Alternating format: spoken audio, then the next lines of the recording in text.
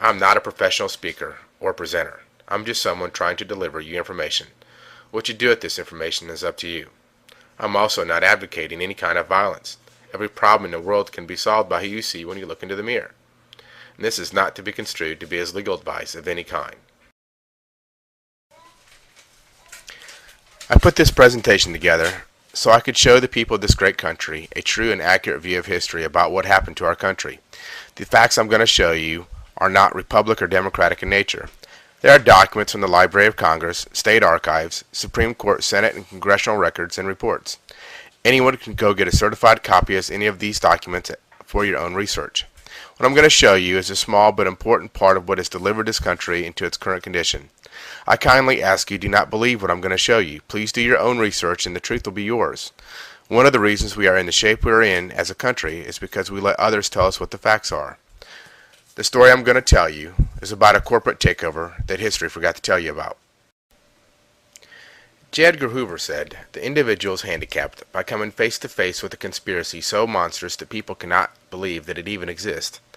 I promise you this conspiracy exists. So some things we're going to talk about today is why did we fight the Civil War? What was the purpose? Was it to free or create slaves? And how does it affect our personal and property rights today? Facts about the South seceding from the Union. Slavery was not an issue, it was states' rights. Lincoln even told President Davis that slavery would be intact if they came back into the Union. Davis' response was, no, because slavery is not the struggle we fight in this war. 4 states that fought with the North were slave states throughout the war. President Buchanan did not wage war on the seceded states. All these states succeeded while he was in office.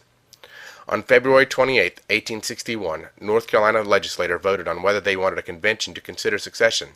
The call for a convention was defeated by 651 votes. North Carolina would not even consider secession.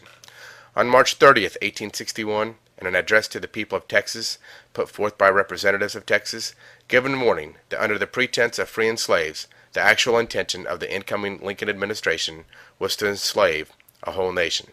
An ominous warning of what was to come. So why did North Carolina secede from the Union? On April 15, 1861, the Secretary of War notified Governor Ellis of North Carolina that the federal government expected North Carolina to furnish 2 regiments of troops to make war on seceded states.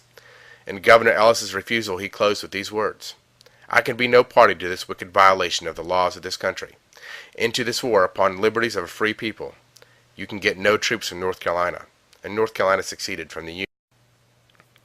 This document is known as the Lieber Code or General Orders 100, done April 24, 1863. It is the rules of engagement signed by the Secretary of War for the Civil War. We are still operating underneath these rules, underneath military rule. Here are a few of the articles that affect us today. Martial law in a hostile country consists in the suspension by the occupying military authority of the criminal and civil law and of the domestic administration and government in the occupied place or territory, and in the substitution of military rule and force for the same, as well as in the dictation of general laws as far as military necessity requires the suspension, substitution, or dictation. So what this Article 3 is saying is we're going to suspend all of your laws while you're underneath military rule. Article 7. Martial law extends to property and to persons, whether they are subjects of the enemy or aliens to that government or not. Basically, they're saying right there, it doesn't matter if you were against us in the war in the South or whatever the deal was, the martial law is going to extend to your property and to the person, whether they were enemies or not. And that's pretty simple. That's how this affects the North also. Article 26. Commanding generals may cause the magistrates and civil officers of the hostile country to take an oath of temporary allegiance or an oath of fidelity to their own victorious government or rulers, and they may expel everyone who declines to do so. Article 31. A victorious army appropriates or seizes all public money, seizes all public movable property until further direction by its government, and sequesters for its own benefit or that of its government all revenues of real property belonging to the hostile government or nation. Title to such real property remains in abeyance or suspended during military occupation, and until the conquest is made complete. And the last one we're going to talk about is Article 32. The commander of the Army must leave it to the ultimate treaty of peace to settle the permanency of this change. There has never been a treaty of peace ending the Civil War, and we're still under these rules. You own no property. Article 31 still applies to you today. Article 26 that we're going to talk about shows where they forced several governors and legislators out of office 3 years after the war was over because they didn't want to go underneath military rule. They wanted to stay underneath constitutional rule where the states were the sovereign. This document is from the nps.gov website, National Park Service, and the question here is, where was the treaty signed? And they're talking about the Treaty of Peace to ending the Civil War. And their answer is, there was no treaty signed to end the Civil War. This document is titled Contracts Payable in Gold, known as Senate Report 43 or Senate Resolution 62. It was done in 1933, 60 years after the Lieber Code or General Orders 100 was written. The discussion on the floor here is we have three types of money: paper that represents gold, gold and silver, the actual physical substance, and we have fiat currency, which is worthless paper, which we use today. The comment here is that I have highlighted in yellow says the ultimate ownership of all property is in the state. Individual so-called ownership is only by virtue of government, i.e. law, amounting to mere user, and must be in accordance with the law and subordinate to the necessities of the state. If you look at your deed, it says you're a tenant. Look up the definition of what a tenant is. You're a renter. So basically what happened, or what this proves, one of the ways, is that you own no property. You pay mortgages on property that you own. You pay property taxes on property that you don't own. Your car you don't own. You own nothing. And when they say the ultimate ownership of all properties in the state, they mean that. That's how they can seize your property anytime they want to. It's really theirs and you're just using it.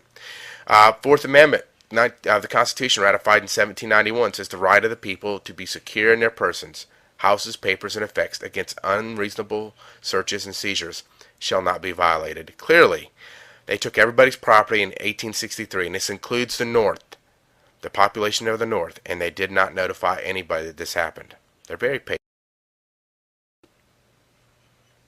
So everything was settled after the war, right? What happened? In 1865, North Carolina was admitted back into the Union as the 12th state. December 4th, 1865, North Carolina even ratified a new 13th Amendment, proving the state was back into the Union. The old 13th Amendment, that was ratified in 1819, was removed from the history books in the Constitution, unlawfully of course. It said, if any citizen of the United States shall accept, claim, receive, or retain any title of nobility or honor, such person shall cease to be a citizen of the United States, and shall be incapable of holding any office or trust, profit under them or either of them. An example here is Esquire. Let's look at the original archive certified copy of the 13th Amendment. This came from the Texas State Library in 2009.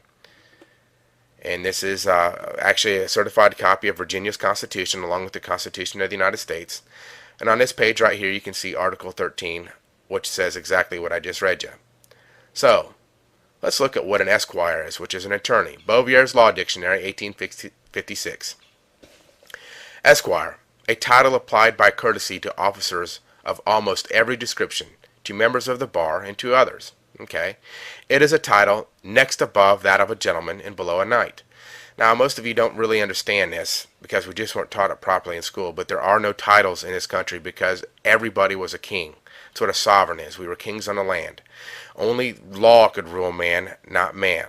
That's why our Constitution, our founding fathers set up our Constitution, set up a republic. Let's go down here to 4. Esquires, by virtue of their office as justices of the peace and others who bear an office of trust under the crown. Now, you guys, I'm just going to go into this a little bit. You're going to need to do your own research and see why are we still under the crown. I'll show you some evidence of that, but really, this alone could take a week. But just understand, an attorney, whether they know it or not, having the title Esquire is an agent for the crown. But North Carolina, along with other states, refused to ratify the 14th Amendment. Why? That's the one that says we're all U.S. citizens. What's wrong with that? March 2nd, 1867. Faced with ratification failure, Congress passed over President Johnson's vetoes 3 Reconstruction Acts from March 2, 1867 to July 19, 1867, declaring the southern state governments to be illegal. Following are excerpts from President Johnson's veto message to Congress regarding its first Reconstruction Act. The military is being used to coerce the people into adopting principles and measures that they are opposed to, in which they have an undeniable right to exercise their own judgment. The bill is without precedent and without authority, in palpable conflict with the Constitution, and utterly destructive to those principles of liberty and humanity for which our ancestors on both sides of the Atlantic have shed so much blood and expended so much treasure. The purpose and object of this bill is to change the entire structure and character of the states' governments, and to compel them by force to the adoption of organic laws and regulations, which they are unwilling to accept if left to themselves. If they do not form a constitution with prescribed articles in it, and afterwards elect a legislature which will act upon certain measures in a prescribed way through subjugation, neither blacks nor whites can be relieved from the slavery which the bill imposes upon them. So what President Johnson is telling you, that this 14th Amendment bill was going to make both blacks and whites slaves. Pretty strong language. What other evidence do we have of that? So the constitutionality of the 14th Amendment and the Reconstruction Acts went before the Supreme Court on 4 different occasions. First time, the court dismissed on technical ground that the court had no jurisdiction of a bill to enjoin the president in the performance of his duties. They couldn't make him do his job.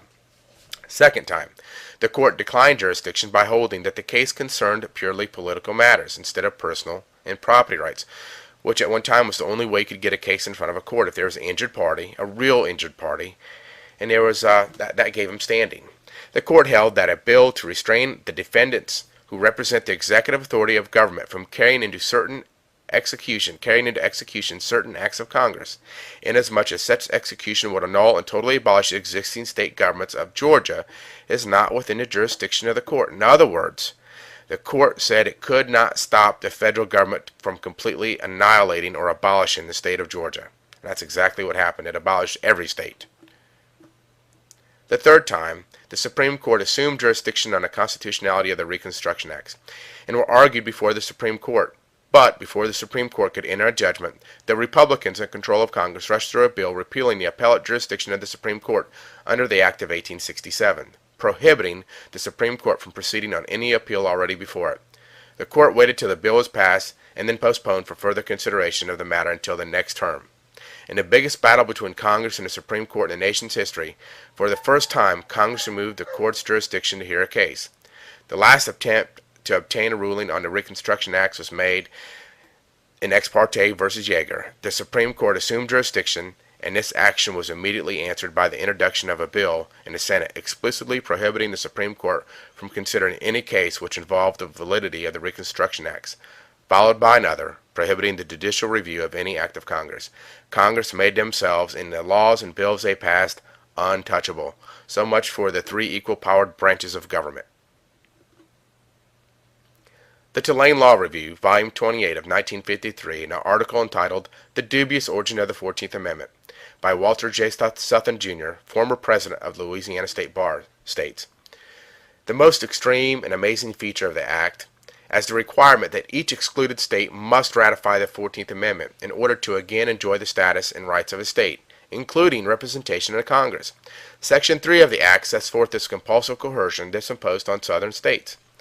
The most apt characterization of this compulsive provision, placing these states under military authority, there to remain until they comply, inter alia, with this requirement of ratifying the rejected 14th Amendment, is found in the speech of Senator Doolittle of Wisconsin, a Northerner, a conservative Republican. During the floor debate on the bill, he said, 'My friend has said, what has been said all around me, and what is said every day, the people of the South have rejected the constitutional amendment, and therefore we will march upon them and force them to adopt it at the point of a bayonet, and establish military rule over them until they do adopt it.'" And you can see the source there. So obviously, our founding fathers, which the Constitution guarantees every state the right of republic, the right to have a republic. Our founding fathers never thought that they were going to get the states to ratify something at the point of a bayonet. That's not their intention. So what has Congress said about the 14th Amendment?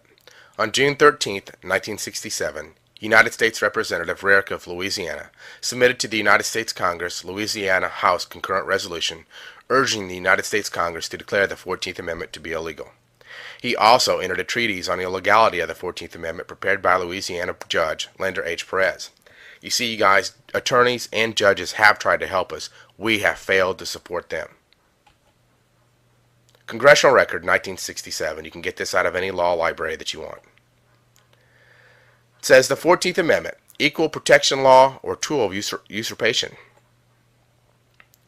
It says the purported 14th Amendment to the United States Constitution is and should be held to be ineffective, invalid, null, void, and unconstitutional for the following reasons. The joint resolution proposing said amendment was not submitted to or adopted by a constitutional Congress.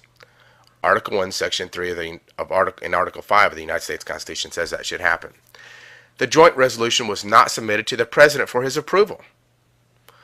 The proposed 14th Amendment was rejected by more than 1/4 of all the states then in the Union, and it was never ratified by 3/4 of all the states in the Union. The Unconstitutional Congress. Now, this document is about 6 or 7 pages long in Congressional Record, and so we're just going to go through the very first one, a little bit of it. Don't want to spend all day on it. You can do your own research and see what it says for yourself.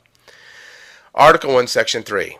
The Senate of the United States shall be composed of 2 senators from each state. Article 5 provides that no state without its consent shall be deprived of its equal suffrage in the Senate. The fact that 23 senators had been unlawfully excluded from the U.S. Senate in order to secure 2/3 vote for adopting of the joint resolution proposing the 14th Amendment is shown by resolutions of protest adopted by the following state legislators. The New Jersey legislature, by resolution of March 27, 1868, protest as follows. The said proposed amendment not having yet received the assent of 3/4 of the states, which is necessary to make it valid, the natural and constitutional right of this state is to withdraw its assent is undeniable. That it being necessary by the Constitution that every amendment to the same should be proposed by 2/3 of both houses of Congress, the authors of said proposition for the purpose of securing the assent of the requisite majority determined to, and did exclude from the said 2 houses 80 representatives from 11 states of the Union, upon the pretense that they were no such states in the Union. Now you guys got to remember this is 1867, or the 14th Amendment was done in 1867.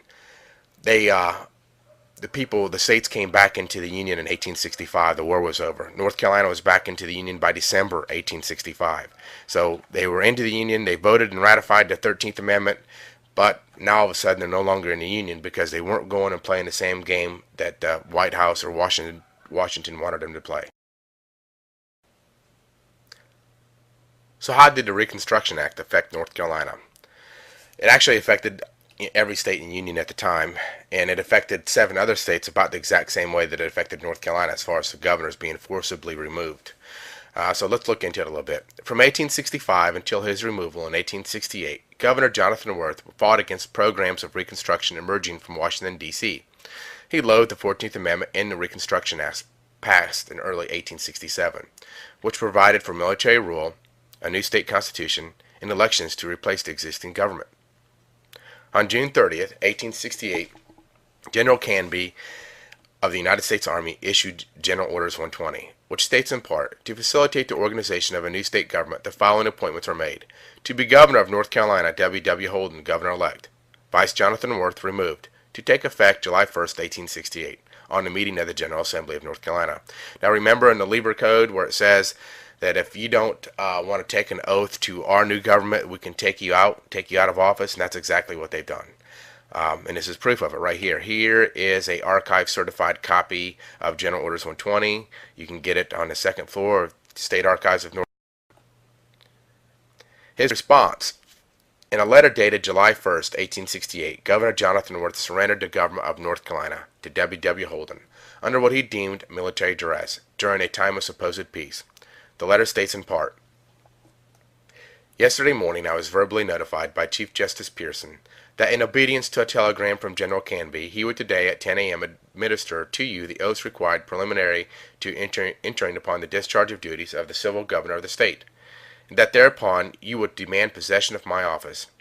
I intimated to the judge my opinion that such proceeding was premature even under the Reconstruction legislation of Congress, and that I should probably decline to surrender the office to you. I do not recognize the validity of the late election under which you and those cooperating with you claim to be invested with the civil government of the state, and you have no evidence of your election, save the certificate of a Major General of the United States Army. I regard all of you as, in effect, appointees of a military power of the United States, and not as deriving your powers from the consent of those you claim to govern.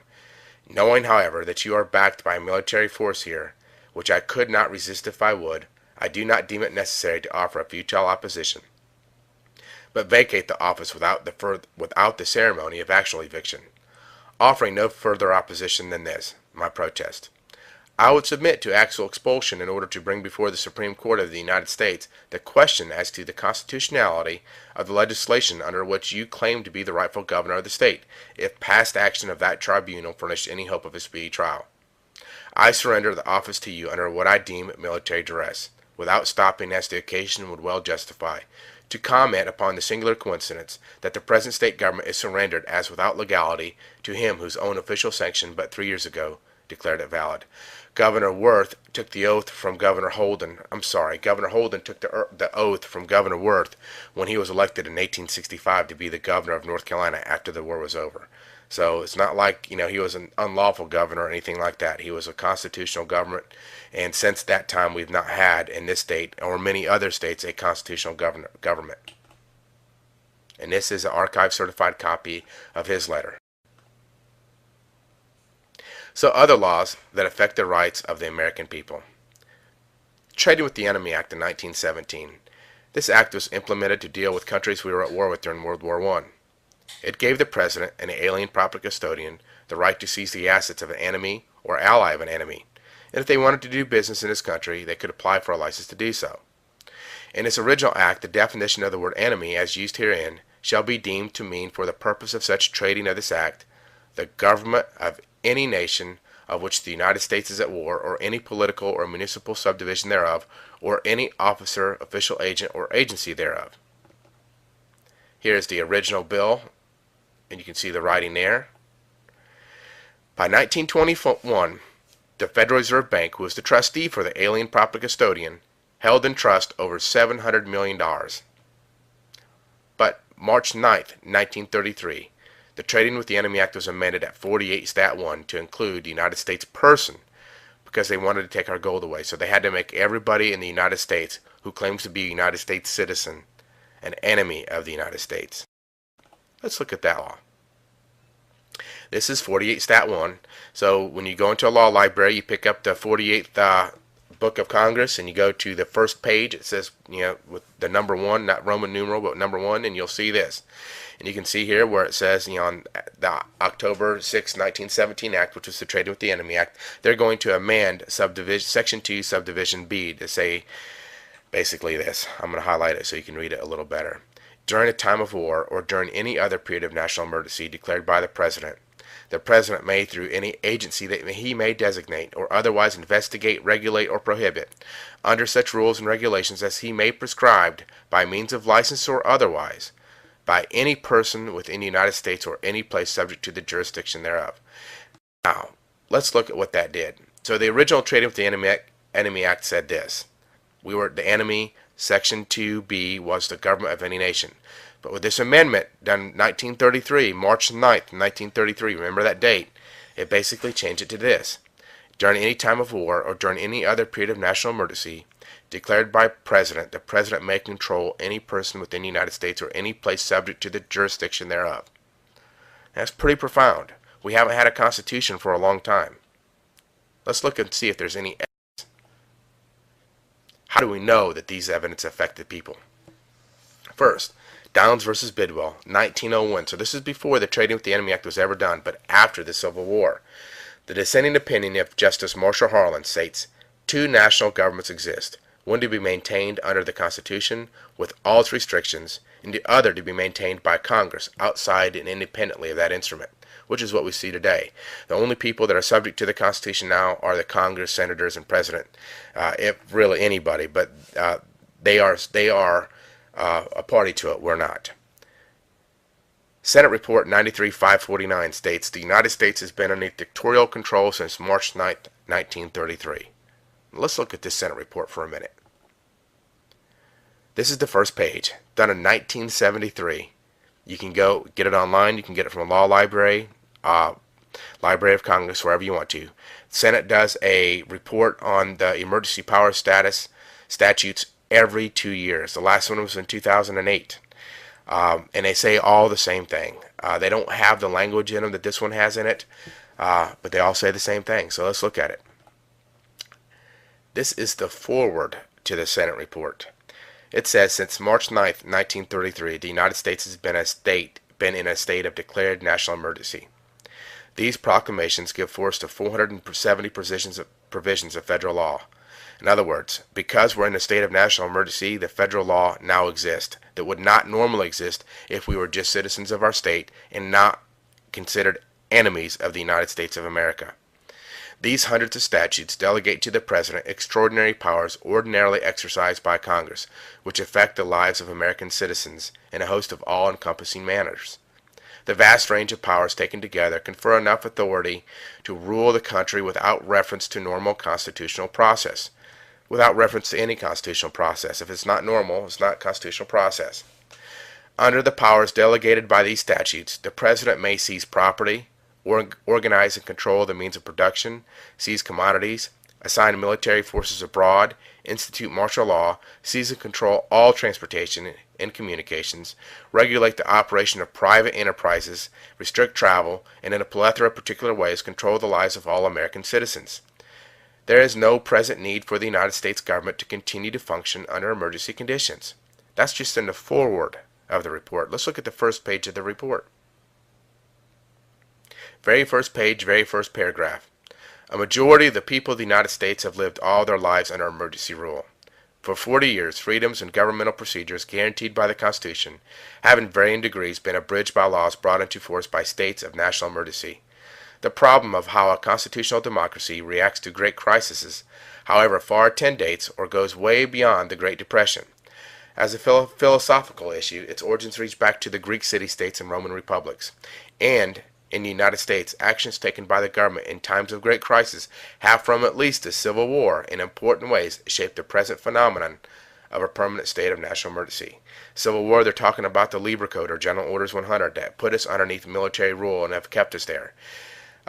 So you look back at what this report is saying. It says it can control and regulate private industry. Before 1933, you did not have to have a license to operate a business, to operate a vehicle, to build a house. You know, if you look up what a license is, it is because you are incapable of doing so. And the original Trading with the Enemy Act, and the Trading with the Enemy Act that you're now a part of, in order to continue to do business in this country, they made all the original 1917 countries we were at war with get licenses so that they could monitor those countries and making sure they weren't sending profits back from the businesses that they were doing here in North America or in the United States. They weren't sending those profits back to Germany so they could use that money to wage war against the United States. Well, now, because we've been added to the Trading with the Enemy Act, now they can keep a complete eye and control us in every way, just as this Senate report says. So when you think your politician or your judge or anybody is innocent, that they don't know what's going on, like I said, they do these reports every 2 years, and ignorance of the law is no excuse. They certainly hold you to it. So we've looked at some of the fraud on the federal laws that are only in existence because we were classified as an enemy. And we've seen that the 14th Amendment was never lawfully passed.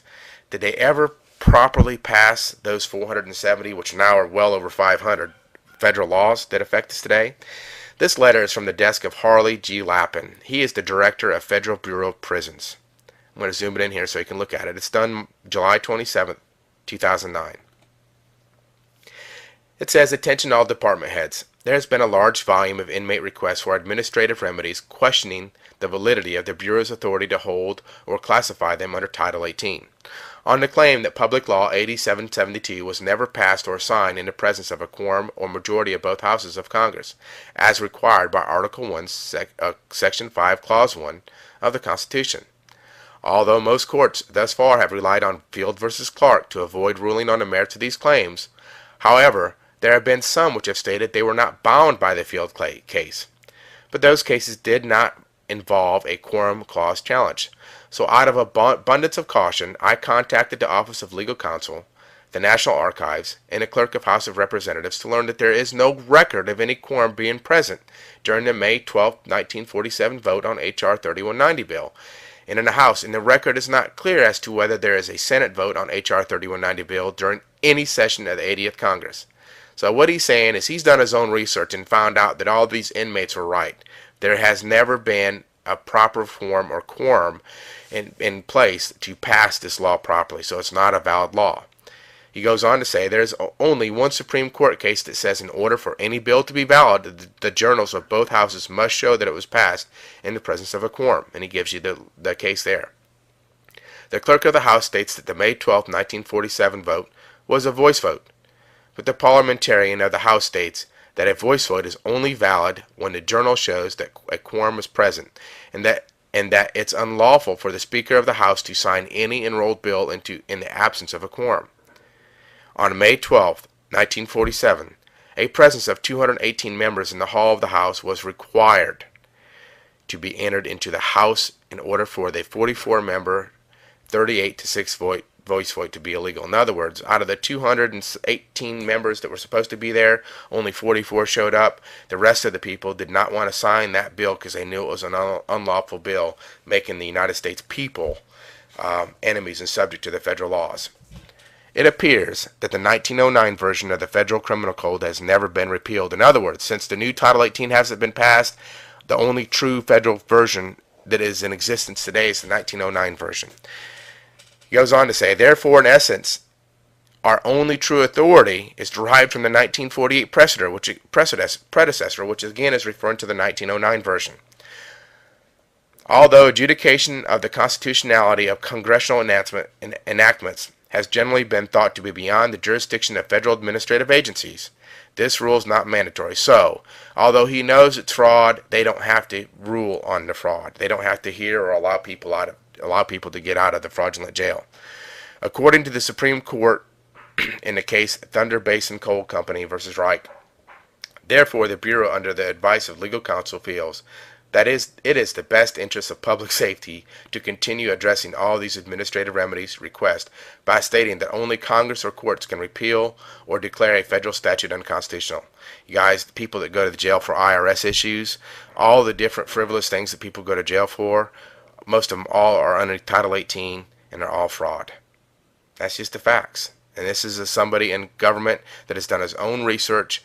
You can go get archive certified copies of the documents yourself and verify it for yourself. Do what he's done. But he's done his own research, and he says, you know what? Let's just keep it going. Let's just keep playing the game. They won't know any different. We won't let them have the truth. So a review of events that took away your God-given rights. 1861, Congress was adjourned sine die, which means without assigning a day for a further meeting, and Lincoln could not legally reconvene Congress. In 1863, the Lieber Code was established, giving the government the ability to take away your property and your rights, and putting the country underneath military rule or martial law. In 1867, the 14th Amendment was added to the U.S. Constitution, but was never ratified by a constitutional Congress or presented to the President of the United States to be signed into law. This law made whites and black slaves, as stated by President Johnson. June 30th, 1868, Governor Jonathan Worth was removed from office because he opposed the Reconstruction Acts of the 14th Amendment and military rule. March 9th, 1933, the U.S. person or citizen was added to the Trading with the Enemy Act, making them enemy combatants, classifying them the same as Al-Qaeda. April 5th, 1933, Executive Order 6102 was given, making it illegal for a U.S. citizen to own gold. April 17th, 1933, Senate Doc 43 says, it doesn't matter how we pay for things because the state owns it all anyway. 1948, Title 18 was never lawfully passed by Congress or Senate, making Title 18 null and void and without effect. So how did the Constitution structure our government? Ben Franklin was asked, what kind of government do we have? He said, a republic if you can keep it. Article 4, Section 4 guarantees to every state in the Union a republican form of government. What is a republic? Republic is Latin for a public thing, and the public thing was law, and it was God's law. What is a democracy? When I was doing my research, I came across this cartoon, and I think it sums it up the best. The squirrel says, I think a democracy is the best possible political system. The raccoon says, you're dope. And the fox says, that's great. The raccoon says, who supports a new law that all present squirrels should be eaten by a fox and a raccoon? The fox and raccoon vote, and the majority is a majority. The squirrel tries to veto, but majority rule or mob rule means the law does not apply. The majority of the people can do what they want to do, and the minority just have to go along with it. The squirrel now doesn't think a democracy is the best political system. In a republic, the squirrel would have been protected by the law, and the raccoon and the fox could not have voted on eating the squirrel. Plato said, a democracy passes into despotism, which is a form of government which a single entity rules with absolute and unlimited power. Karl Marx said, democracy is the road to socialism. We started being called a democracy in around 1913 by President Woodrow Wilson. He said the American people are unable to make good decisions for themselves, so the government needs to be able to make those decisions for them. Now, I'm not a fan of Wilson, and I don't agree with him on anything. But I will say this. I don't think he was very far from the truth when he said that. The people decided to stop ruling themselves and started asking for others to rule them for them. So how is the power divided in the government to protect the republic? We're supposed to have 3 branches of government, each with equal power: the executive, legislative, and judicial. This is from the .gov website. What power does the executive branch have? They control agriculture, commerce, defense, education, energy, homeland security, justice, state, interior, treasury, transportation, veterans affairs. They control everything. There's nothing that the president does not appoint to the office and control their job. So it is their policy that is created. What power does the legislative branch have? They control their websites and their leadership, and that's pretty much it. Does the legislative branch have any control of anything of importance when the president can issue an executive order and do whatever he wants without approval of the House of Representatives, without your approval? So it doesn't really matter what power they have. The president just issued an executive order, which is unconstitutional. First one was done by Abraham Lincoln, so he could reconvene Congress. So it's completely unconstitutional and can only be done because we're now a military. What power does the judicial branch have? Doesn't matter. Congress will just pass a law restricting the courts from hearing any arguments it doesn't want the court to hear. They've certainly done this in the past. The president controls the Justice Department, so he controls what actions are going to be prosecuted in the courts. So let's look at who's working against the American people. We understand a little bit about what has been done to us, and that's just the tip of the iceberg. There's a lot more, but that should give you a pretty good color picture of what's going on. Now we need to find out who exactly is the enemy. The corporate federal government.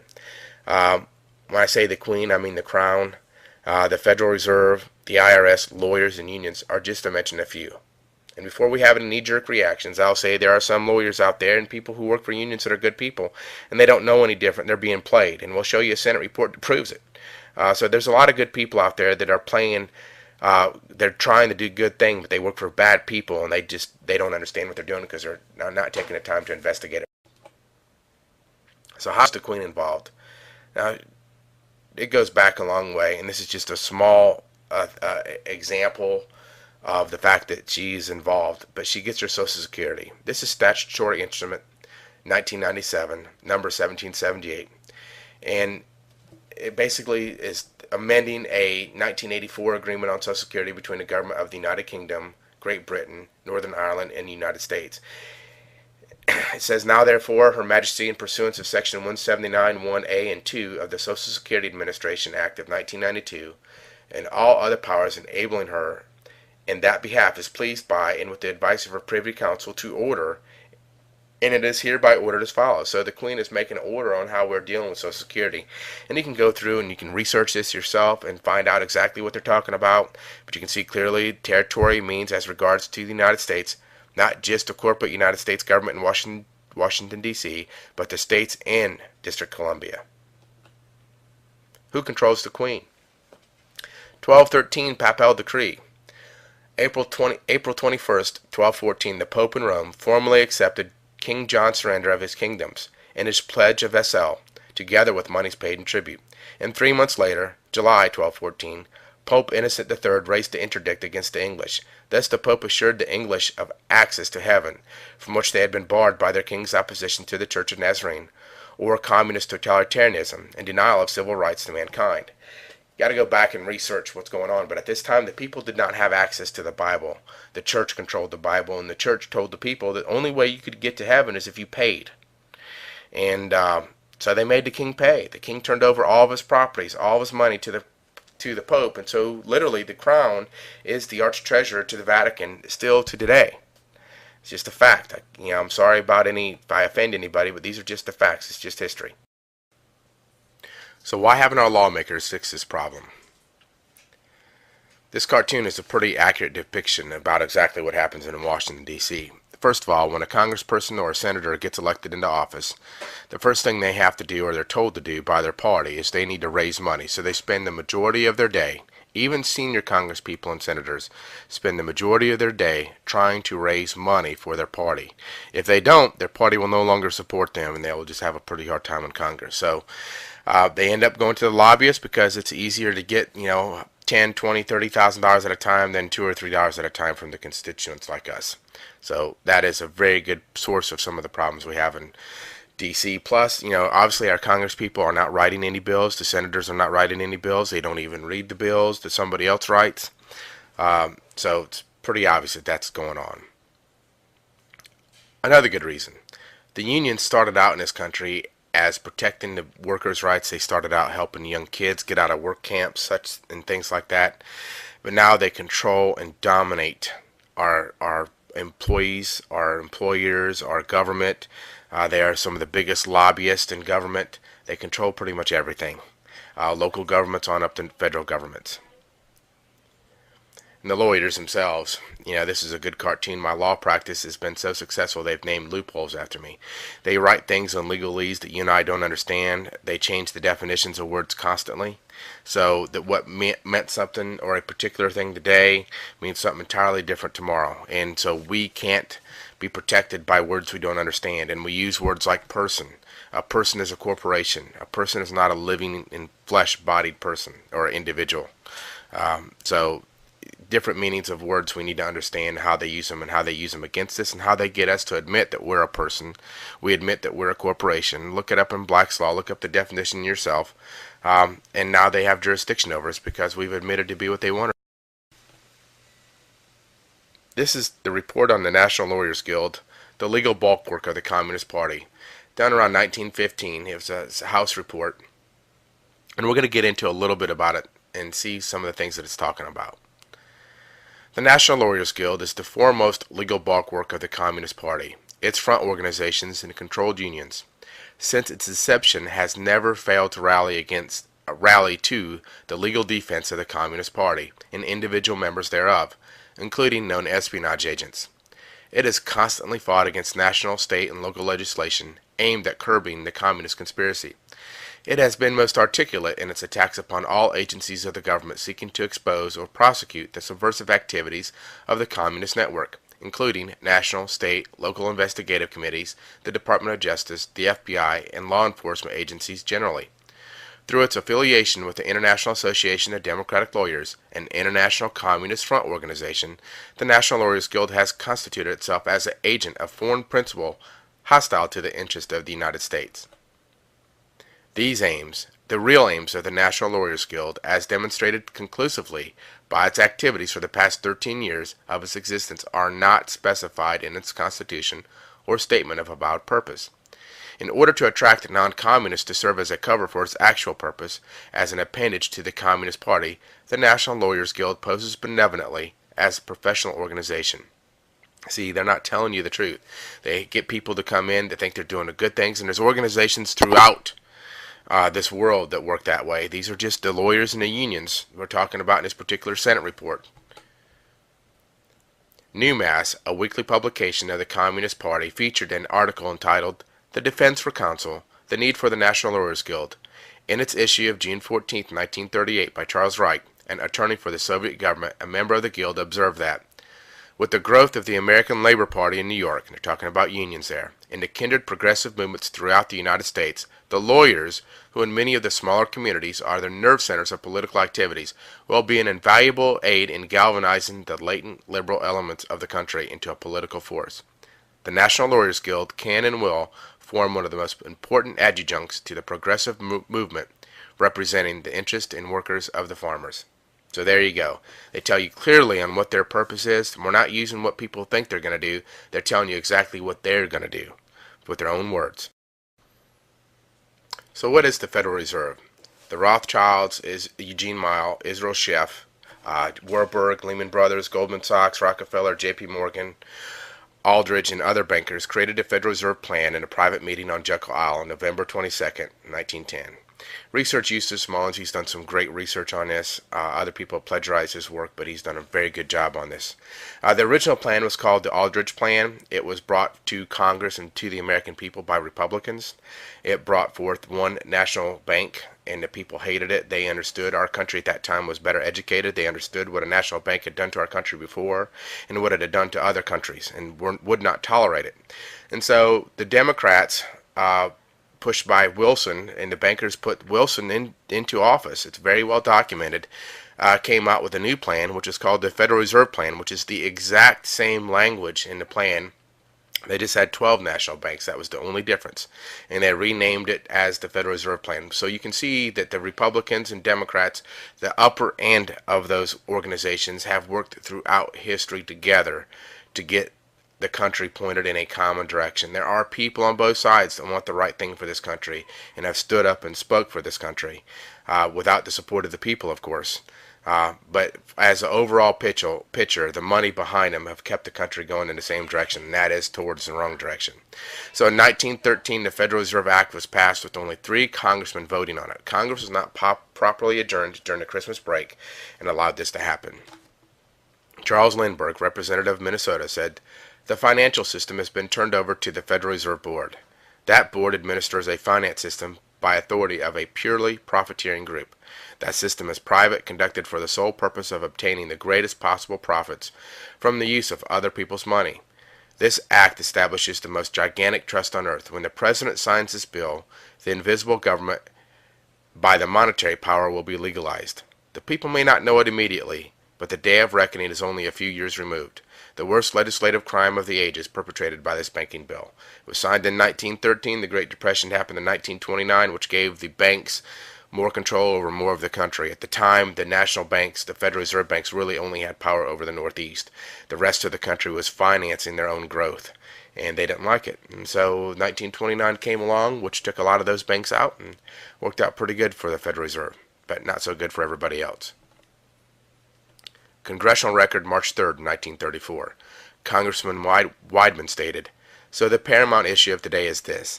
Shall the government of the United States be run for the benefit of the international bankers, or shall the citizens of the United States be given the right to life, liberty, and the pursuit of happiness? Shall we replace the Statue of Liberty with a golden statue erected to the god of greed? Shall we forget that the only time our Savior used force was when he drove the money changers from the temple? Let us reestablish the principle that we all believe in, that all men are entitled to the right to work, to own their own homes, and to reap a just reward for their labors, and to enjoy nature's sunshine as God intended. We owe it to our children that we shall not depart and leave them in a condition of bondage and slavery to organized greed and gold." Court case, Lewis versus the United States. It was a case where Lewis was hit by a Federal Reserve vehicle. He sued the United States for damages, and the court said the Federal Reserve Bank is privately owned. We conclude that the reserve banks are not federal instrumentalities. They're no different than Federal Express. So how is the government using your taxes? This is the Grace Commission report done in 1984. Ronald Reagan, when he came into office, wanted to find a way to save the American people money, and so he commissioned Peter Grace to look into taxes to see how he could save people money on their income taxes. This is part of his response. "Mr. President, you have been so correct in resisting attempts to balance the budget by increasing taxes. The tax load on the average American family is already at counterproductive levels, with the underground economy having now grown to an estimated $500 billion per year, costing about $100 billion in lost federal tax revenues per year. The size of the underground economy is understandable when one considers that median family income taxes have increased from $9 in 1948 to $2,218 in 1983, or by 246 times. This is runaway taxation at its worst. 1/3 of all their taxes is consumed by waste and inefficiency in the federal government, as we have identified in our survey. Another one-third of all their taxes escapes collection from others as the underground economy blossoms in direct proportion to tax increases and places even more pressure on law-abiding taxpayers, promoting still more underground economy, a vicious cycle that must be broken. With two-thirds of everyone's personal income tax wasted or not collected, 100% of what is collected is absorbed solely by the interest on the federal debt and by the federal government contributions through transfer payments. In other words, and these are his words, in other words, all individual income tax revenues are gone before one nickel is spent on the services which taxpayers expect from their government. So the IRS is a private debt collector for the private entity known as the Federal Reserve. Who is the IRS? The GAO, or the Government Accounting Office, has the IRS listed as a foreign corporation. The 1954 Army Handbook has the IRS listed as a foreign debt collector. That's all they are. But yet we give them all the energy and credence in the world because we fear them, the little man behind the curtain. This is a copy of the Grace Commission report. So is the government trying to protect us or control us? This is National Security Study Memorandum, also known as the Kissinger Report. It was done in 1974, declassified in 1989. It's about a 130-page report. We're just going to talk about a couple different little things in it, but you need to read the report in its entirety so you understand exactly what your government's trying to do for you or to you. Section 28, World Policy and Programs in the Population Field should incorporate two major objectives. A. Actions to accommodate continued population growth up to 6 billion by the mid-21st century without massive starvation or total frustration of developmental hopes. B. Actions to keep the ultimate level as close to possible as 8 billion rather than permitting it to reach 10 billion, 13 billion or more. While specific goals in this area are difficult to state, our aim should be for the world to achieve a replacement level of fertility, a two-child family on average, by about the year 2000. This will require the present 2% growth rate to decline to 1.7% within a decade and to 1.1% by 2000. Compared to the UN median projection, this goal would result in 500 million fewer people in 2000 and about 3 billion fewer people in 2050. Attainment of this goal will require greatly intensified population programs. A basis for developing national population growth control targets to achieve this world target is contained in the World Population Plan of Action, which is part of this report. The World Population Plan of Action is not self-enforcing and will require vigorous efforts by interested countries, UN agencies, and other international bodies. To make it effective, the U.S. leadership is essential. So let's look at some of the topics they talk about in this report. Chapter 5, Implications on Population Pressure for National Security. They want to make sure we don't have too many people who could harm national security. Actions to create conditions for fertility decline. So they're going to do some kind of action to create some kind of condition for fertility decline. You can do your own research on that, and we'll go over that in just a little bit, but it's not something that they're trying to get you to do willingly. We're not talking about the pill. Functional assistant programs to create conditions for fertility decline. So they're going to create these conditions. Food for Peace program and population. That part of the report talks about how they were going to work with these third world countries and basically use food to control whether or not they were going to put certain things in place so that they could start getting their population in control. In the mid-40s or 50s, on those pages of this report, they talk about how the American woman was staying home having too many babies, and so they basically need to get her out of the house, get her working, and work on taking down the family unit so you stop having so many kids, and you have to go out and work more, and gosh, parents don't want to have 10 kids when they're out working. It's hard to raise them that way. A. Research to improve fertility control technology. Let's look a little bit at a few things that may be related to this. ATSDR, Agency for Toxic Substances and Disease Registry. This is on fluorides, hydrogen fluoride, and fluorine. Some of this is what you find in your water, toothpaste, you shower in it, you drink it constantly. Let's look at how fluoride, hydrogen fluoride, and fluorine may affect my health. In adults, exposures to high levels of fluoride can result in denser bones. However, if exposure is high enough, these bones may be more fragile and brittle, and there may be a greater risk for breaking bone. In animals, which we are, a version of an animal, exposure to extremely high doses of fluoride can result in decreased fertility in sperm and testes damage. This is by the U.S. Department of Health and Human Services. This next one is on the National Autism. You can get it off their website. And I'm not going to say this right. I'm not a professional speaker. I'm not going to claim to be, but thimerosal is an inorganic mercury compound that is metabolized to ethylmercury and thiosilicates and has been present since the 1930s as a preservative in some vaccines and pharmaceutical products to prevent bacterial and fungal contamination. So let's look what that is. The facts. Mercury is hazardous to humans. The use of toxic poison as a preservative is undesirable, unnecessary, and should be eliminated entirely. The United States is in the midst of a tragic epidemic of autism. An analysis of the U.S. Department of Education data from 1992 to 1993 in comparison to 2000 to 2001 indicates there has been an average increase of 644% among U.S. children. Now, if you go through and read this report, it's not that the numbers didn't increase because they got better at reporting it or anything like that or diagnosing.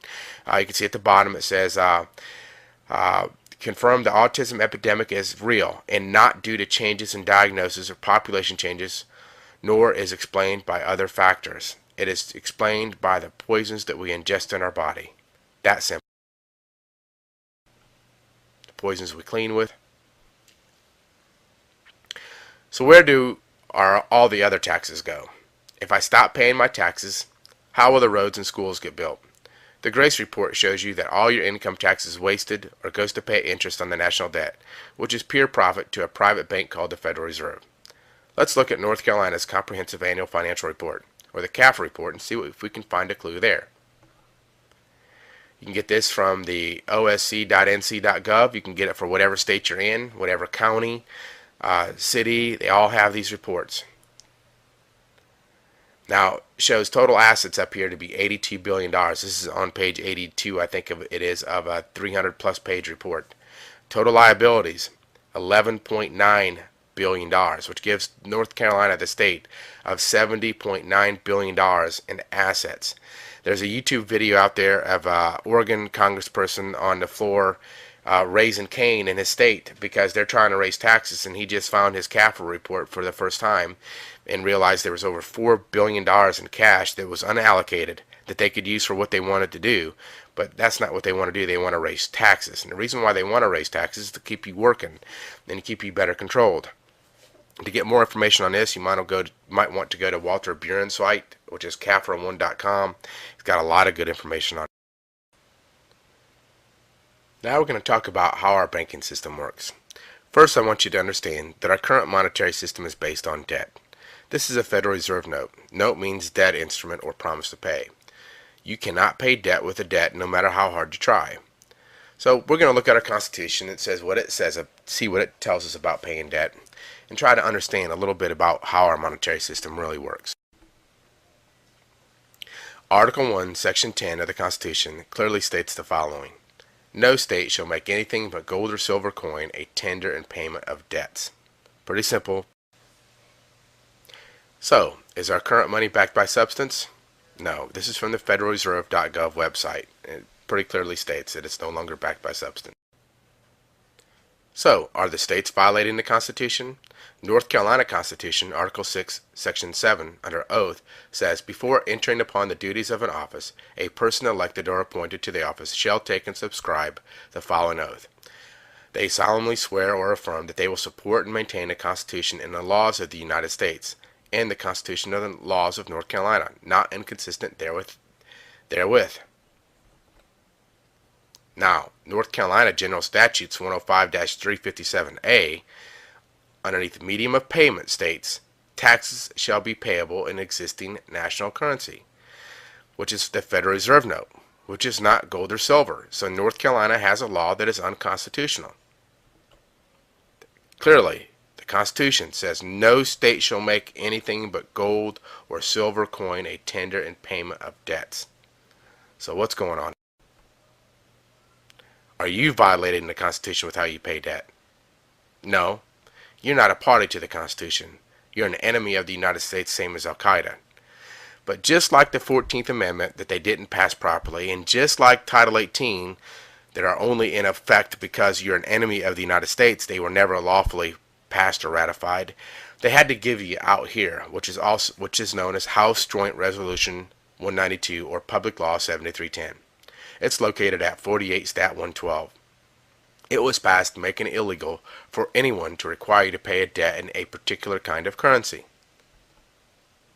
Let's look at this one. This is an archive certified copy of that particular law. To ensure uniform value of coins and currency of the United States. That every obligation contained in or made with respect to any obligation which purports to give the obligee a right to require payment in gold or a particular kind of coin or currency, or in an amount of money of the United States measured thereby, is declared to be against public policy. And no such provision shall be contained in or made with respect to any obligation hereafter incurred. Every obligation heretofore or hereafter incurred, whether or not any such provision is contained therein, or made with respect thereto, shall be discharged upon payment, dollar for dollar, in any coin or currency which at time of payment is legal tender for public and private debts. And your signature is legal tender for public and private debts. This is the origins of accepted for value. B. As used in this resolution, the term obligation means obligation, payable in money of the United States. And the term coin or currency means coin or currency of the United States, including Federal Reserve notes and circulating notes of the Federal Reserve banks and national banking associations.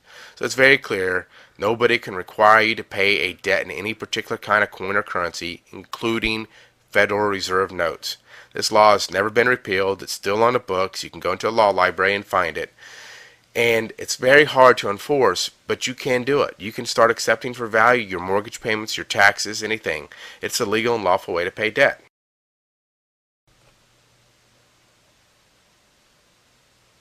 So let's talk about how money is created.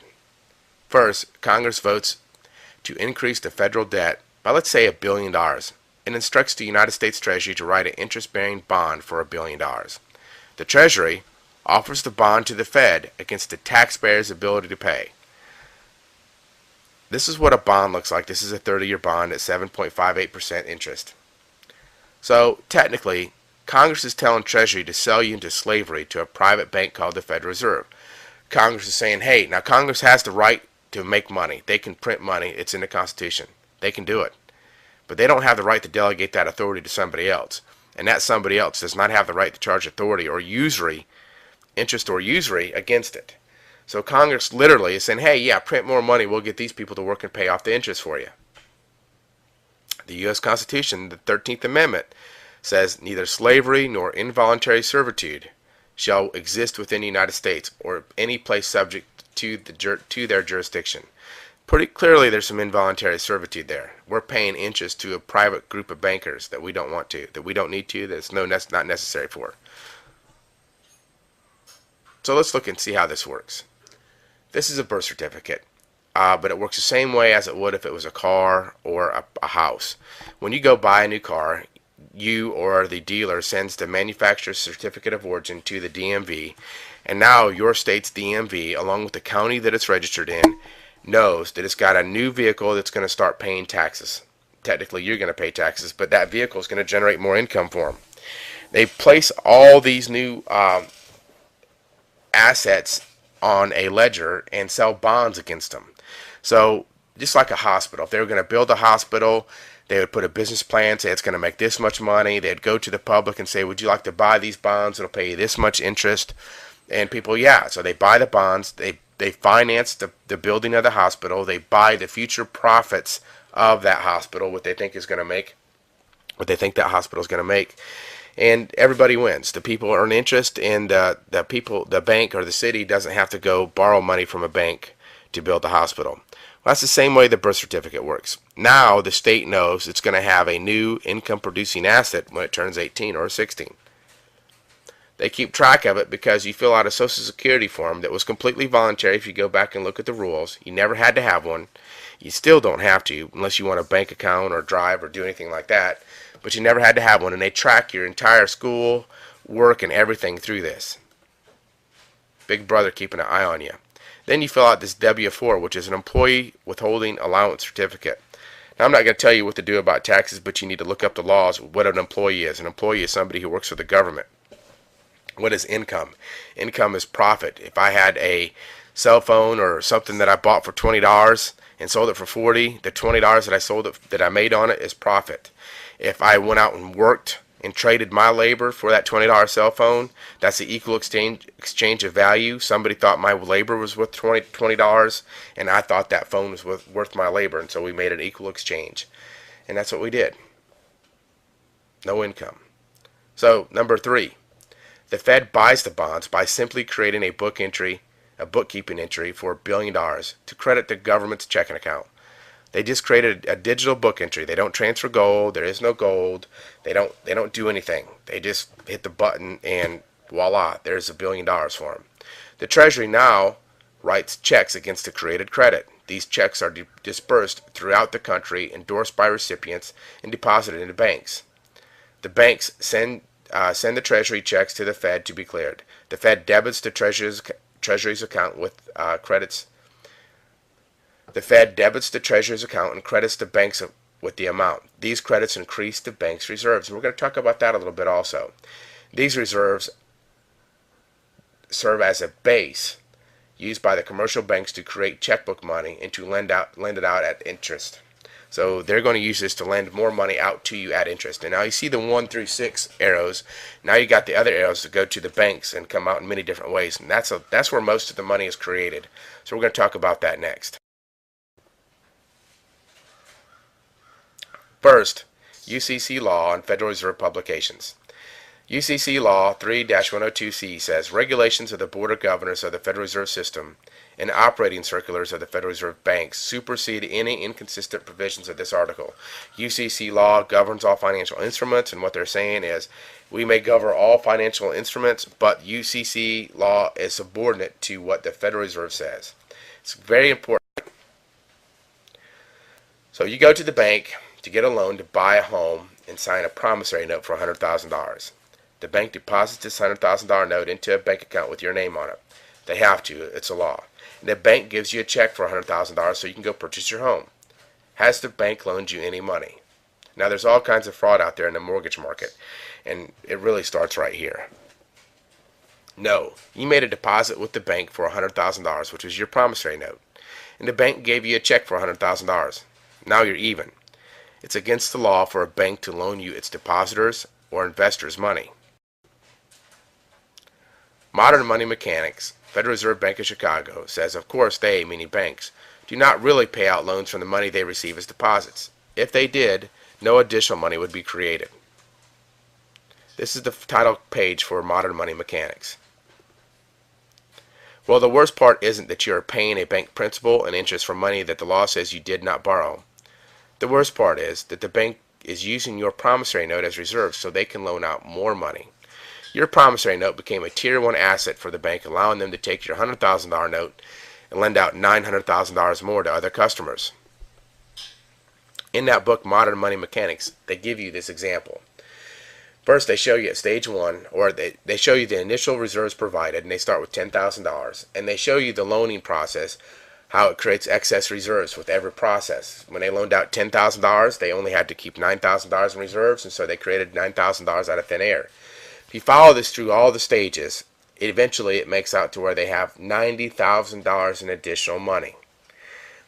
Thus, it says at the top here, thus, through stage after stage of expansion, money can grow to a total of 10 times the new reserves applied to the banking system. Now, I wish money would grow 10 times in our wallet.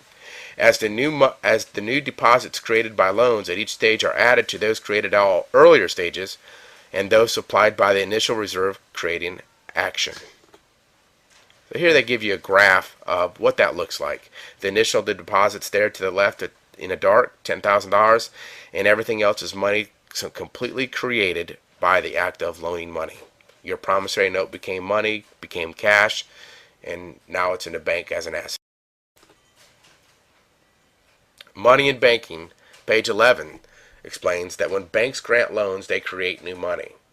The new money is created because a new loan becomes a deposit, just like a paycheck does. Next is a copy of a promissory note that has been stamped, paid to the order of, without recourse, so it could be deposited by a bank. Here's the first page of a promissory note. It's a normal average promissory note. Here's the second page, and I zoomed it in there so you could see where it says paid to the order of. They turn that promissory note into a same thing as cash, same thing as a check, whatever it is, and deposit it into the bank. Money in banking says, most people suppose that banks lend the deposits of its customers. However, no bank ever lends its deposits. I bet you thought from the Federal Reserve Bank of New York says, banks create new money by depositing promissory notes. The receipt of cash from depositors increase both its assets and its deposit liabilities, which enables it to make additional loans and investments. It accepts as an asset the borrower's debt obligation. Banks create new money by depositing promissory notes. And it also says, money does not have to be intrinsically valuable, be issued by a government, or be in any special form, because the most common form of money is your signature. There's a title page for that book. Two Faces of Debt from the Federal Reserve Bank of Chicago says, such newly created funds are in addition to funds that all financial institutions provide in their operations. A deposit created through lending is a debt that has to be paid on demand of the depositor. Depositors' balance rise when the depository institution extends credit, either by granting a loan or by buying securities from the depositor in exchange for the note or security. What they're saying here is if you walked into the bank and you borrowed $100,000 to buy a house, that bank takes that $100,000 promissory note, deposits it into the bank. If you had good credit, it becomes a Tier 1 asset, and they can monetize it or expand it 10 times. If your neighbor walks into the bank with $100,000 that he dug up out of his backyard and bought a $100,000 CD, he deposits that into the bank. It becomes, again, a Tier 1 asset. The bank can monetize it 10 times the same way they can your promissory note. The difference is they're going to pay your neighbor back at interest, and at the end of 5 years, whatever the CD is, he gets all his money back.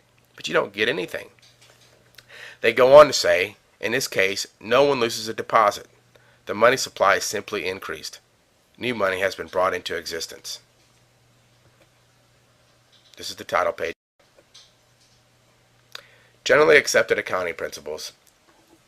Federal statutes, Title 12 says banks must follow the generally accepted accounting principles. While a 2003 edition of the Generally Accepted Accounting Principles on page 41, underneath the section of cash and cash equivalent, states, anything accepted by a bank to deposit would be considered as cash.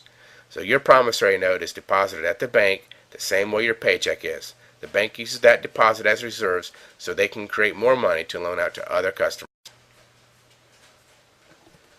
Further evidence that the money we use today is created by you. Congressional Record 1933, page 83, says, the money will be worth 100 cents on the dollar because it is backed by the credit of the nation. It will represent a mortgage on all the homes and all the other property of all the people of the nation. This is a page from that particular Congressional Record. Congressional Record, April 9th, 1934. Congressman Patman says, a Federal Reserve Bank has a great privilege. It has the right to issue a blanket mortgage on all the property of all the people of this country. It is called a Federal Reserve Note. For that privilege, Section 16 of the Act provides that when a government prints a Federal Reserve Note and guarantees to pay that note and delivers it to a Federal Reserve Bank, that Federal Reserve Bank shall pay, it seems to be mandatory, he's saying, the rate of interest that is set by the Federal Reserve Board. The law has never been put into effect. The Federal Reserve Board sets the zero rate. Instead of charging an interest rate, which the law says they shall charge, they set no rate at all. Therefore, for the use of this great government credit, these blanket mortgages that are issued against all the property of all the people of this nation, and against the incomes of all the people of this nation, they do not pay 1 penny. Not 1 penny of the stock of the Federal Reserve Bank is owned by the government or the people, but is owned by private banks exclusively. They do not pay 1 penny for the use of that great privilege to the people or the government. So your labor has built or rebuilt just about every nation in the world. And have you received any consideration for lending the world your credit? You are the best slave because you think you're free. And they've also used your money to wage war against people. And it's hard to understand, but when you really start looking into the history of our country, you can see why maybe people in other countries are mad at us, because we've allowed these people to do what they've done, and we've financed them. We've provided the funding for them to do it. Report to the Comptroller of Currency, 1963. Banking and Monetary Studies. Whatever their other errors, a long line of financial heretics have been right in speaking of fountain pen money. Money created by the stroke of the bank president's pen when he approves a loan and credits the proceeds to the borrower's checking account. So what does a bank's accounts look like if this is really true? This is a financial 10 report. You can go to FDIC.gov and get this report and look at any bank you want to that's FDIC insured. This particular bank has $2.6 billion in assets, and it also has $2.6 billion in liabilities. That is line 2 and line 15. This bank has total equity capital of $325 million. So all the buildings, equipment, asset, stock, preferred and non-preferred stock equals $325 million. But somehow or another, this bank has had $2.1 billion to loan out. So this shows and proves that banks create money out of thin air. Nowhere on their ledger will you find that they had $2.1 billion alone. They created it with your promissory note. So if banks work that way, why haven't somebody sued them? Well, they have, and they've won. First National Bank of Montgomery versus Jerome Daly. In the Justice Court of Minnesota, County of Scott, Township of Credit River, Justice Martin v. Mahoney, the jury found that the plaintiff, who is the bank, was not entitled to recover possession of Lot 19. That because of failure of lawful consideration, which in other words the bank did not loan any money to this customer, to this gentleman, who was an attorney, the note and mortgage dated May 8, 1964 are null and void. That the share of sale on above described premises is null and void of no effect. That the plaintiff has no right, title, or interest in said premises or lien thereon, as is above described.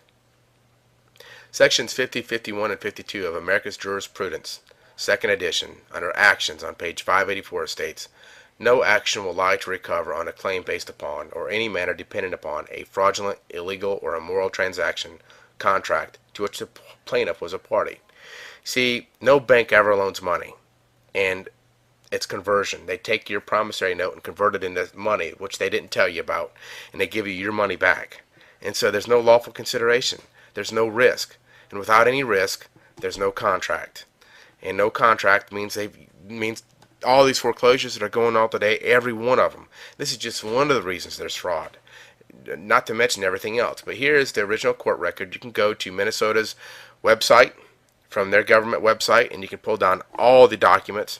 It's got testimony from the Federal Reserve Bank, from the bank that that was foreclosing on him, and they all said the same thing. Yep, we didn't loan you any money, but they thought the judge and the jury would go their way, and they didn't. This is all 3 pages.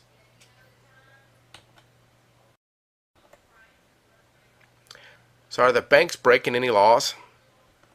Let's look at a few. There's quite a few, but this one's important. This is the Banking Act, or the Currency Act of 1864.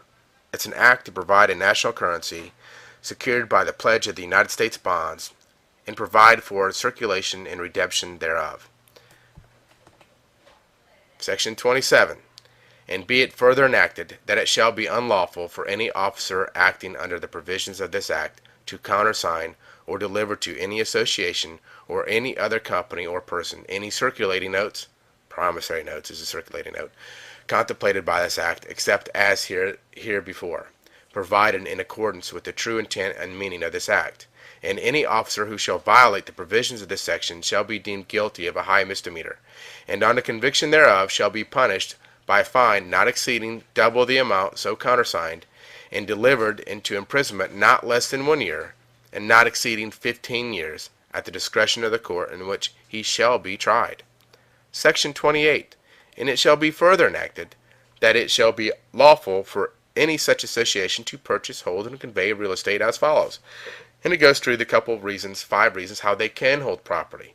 At the bottom of that one it says, such association shall not purchase or hold real estate in any other case for any other purpose than as specified in this section, nor shall it hold the possession of any real estate under mortgage, or hold the title and possession of any real estate purchased to secure any debts due to it for a period longer than 5 years.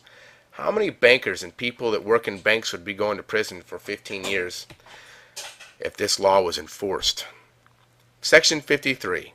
And be it further enacted that if the directors of any association shall knowingly violate or knowingly permit any of the officers, agents, or servants of the association to violate any of the provisions of this act, all the rights, privileges, and franchises of the association derived from this act shall be therefore thereby forfeited.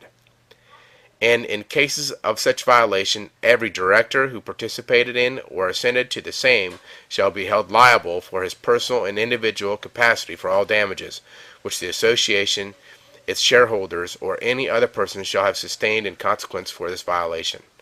Again, you guys, we got prison time for bankers for doing what they do every day. It's completely against the law. Here is a 2009 Popular's name table of this particular section, and you do this so you can see what amendments have been done. And the Currency Act that we just talked about last was amended in 1908, and they've never taken those particular parts of the National Currency Act out. Still in law today, but the Office of the Comptroller of Currency will not enforce it. So just like anything else, we got laws in effect to protect us, but the people that we elect to enforce it won't do it.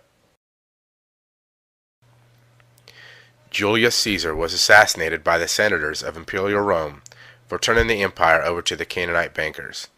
Rome was once a great and mighty power, but it was destroyed without a battle, as was Babylon, Egypt, and Greece.